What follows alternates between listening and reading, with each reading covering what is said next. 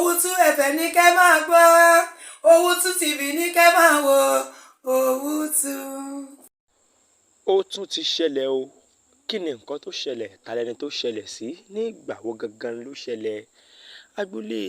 àwọn onítíátà ti bẹ̀rẹ̀ sí ní kan bóbó báyìí láti àná nígbà tí ìkànnù ara wọn tí wọ́n porúkọ rẹ̀ ní Oyèbáméjì Quadri tí gbogbo ayé mọ̀ sí Sisi Quadri tó dágbére fáyé o. Ó ti wá di wípé ọdọọdún báyìí ni àwọn òṣèré orí ìtàgé máa ń dágbére fáyé.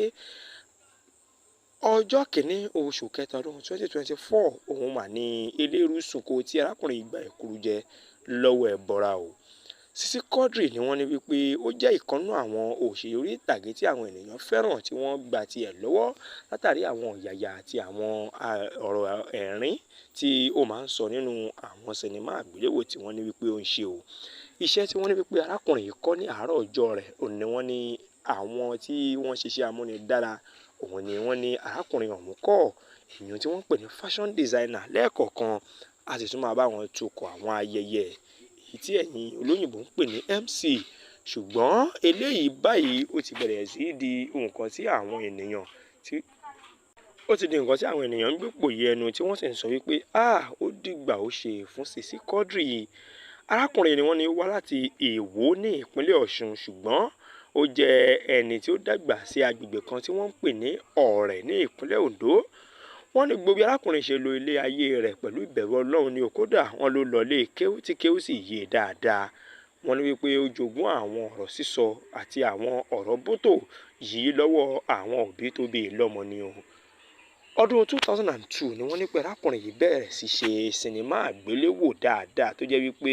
ó sì ti gba orúkọ àti àwọn àmì ẹ̀yẹ tó pọ̀ bí ìṣẹ̀ranko ṣènìyàn ń bẹ nínú èébú dọ́là tó jẹ́ wípé gbogbo àwọn ènìyàn ni wọ́n ń kan sáárá sí arákùnrin yìí ṣùgbọ́n wọ́n ní nǹkan bíi ọjọ́ kọkàndínlógún nínú oṣù kejì ọdún yìí òun ni wọ́n ní arákùnrin ọ̀hún ṣe àìsàn ráńpẹ́ o tí wọ́n sì ní wípé ó ṣubú lulẹ̀ ní òkú fíìmù kan tí wọ́n ní pé wọ́n ń yà lọ́wọ́ eléyìí ló mú kí wọ́n ké sí àwọn tí wọ́n jẹ́ ẹbí rẹ̀ wípé ẹ wá wo ohun tó ṣẹlẹ̀ sí Sisi Quadri tó sì ti bẹ̀rẹ̀ tí wọ́n gbé e lọ sí ilé ìwòsàn. Ìgbà tí wọ́n dé ilé ìwòsàn wọ́n ní wípé àìsàn ibà òun ni tí ó máa ṣe Sisi Quadri tó sì jẹ́ wípé wọ́n gbìyànjú láti ṣe gbogbo àwọn ìtọ́jú eléyìí tó yẹ kí wọ́n ó ṣe fún un. Wọ́n ṣe gbogbo àwọn ìtọ́jú yìí tó sì jẹ́ wípé ọjọ́ kejìlélógún ni wọ́n ní wípé ó padà sí ilé tí wọ́n ní pé wọ́n discharge rẹ̀ ní hospital wípé kí ó máa padà lọlé pé àlàáfíà ti tó lára o. Ẹni tó sọ eléyìí di mímọ̀ ni ìkànnà àbúrò olóògbé yìí tó porúkọ rẹ̀ ní Oyèbáméjì Mukhtar.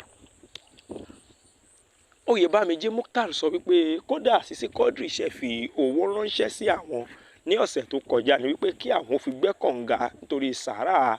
ìyá àwọn tó kú tí àwọn fẹ́ ṣe tí ó máa pé ọdún kan. Wọ́n ṣe àlàyé wípé lẹ́yìn tí ó dé láti ilé ìwòsàn yìí wọ́n gbìyànjú láti sọ fún wípé kó sinmi dáadáa nítorí pé Sisi Quadri kò kí ń ṣe ẹni tó máa ń sinmi gbogbo ìgbà báyìí ló máa fi ń ṣiṣẹ́ o.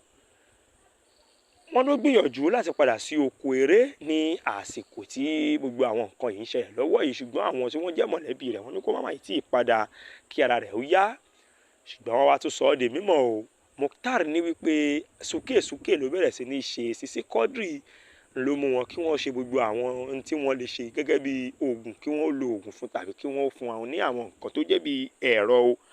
Wọ́n ní wọ́n gbé dé ilé ìwòsàn tó sì jẹ́ wípé kinní ọ̀hún ò dúró náà ló mú kí wọ́n kọ ìwé fún wọn ní àná òde yìí pé kí wọ́n máa gbé lọ sí ilé ìwòsàn ìjọba tí wọ́n ní ń jẹ́ LAUTECH. Mukhtar ní kò sí ní tó ṣe Sisi Quadri o wípé fúnra rẹ̀ báyìí òun ló ṣe owó sí àwọn wípé kí àwọn ó gbà ó ṣeé ṣe kí àwọn ní nǹkan tí àwọn fẹ́ rà tí àwọn bá dé ilé ìwòsàn ọ̀hún.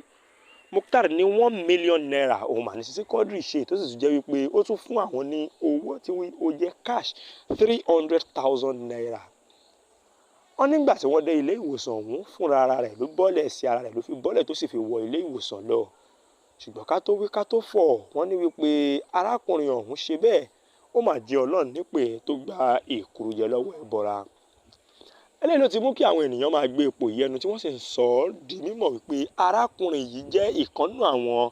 ẹni tí àwọn ènìyàn lè máa fi oríyìn tí wọ́n lè máa gbé oríyìn fún wípé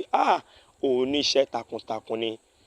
Ara àwọn ìfọ̀rọ̀wánilẹ́nuwò tí wọ́n ṣe fún àwọn lẹ́kànlẹ́kàn náà agbo àwọn òṣèré òun ni Yétúndé Wùmí ti sọ wípé ṣé rí Sisi Quadri yìí ọmọlúàbí ni tó ní ìrẹ̀lẹ̀ tó sì jẹ́ wípé gbogbo ohun tí àwọn bá ń ṣe lóko eré báyìí kì í sí kankan nù ẹ̀ tó máa ń bí i nínú o. Wọn ní arákùnrin ní ìbẹ̀rù Ọlọ́run nínú tó bẹ́ẹ̀ gẹ́ kò sí ní tẹ́ ẹ lè ṣe sí tí yóò wá ní òun fẹ́ bínú sí yín. Gbogbo àwọn ènìyàn ti bẹ̀rẹ̀ sí ní fi sí orí ẹ̀rọ ayélujára wípé kí Ọlọ́run tẹ́ Sisi Quadri sí afẹ́fẹ́ eré o. Táwọn kan sì ń sọ ọ́ di mímọ̀ wípé àwọn ì tí ì gbà wípé Sisi Quadri kú nítorí wípé ó bá wọn ní òjijì. Ṣùgbọ́n gbogbo wa la wá gbà ládùúà fún gbogbo ara wa wípé kí Ọlọ́run má jẹ́ ká fi kú lókìkí o. Oroko kò dóko, òrèlé kò délé ò ní jẹ́ tiwa o, a ò ní fọjọ́ ọlọ́jọ́ lọ. Kí Ọlọ́run kó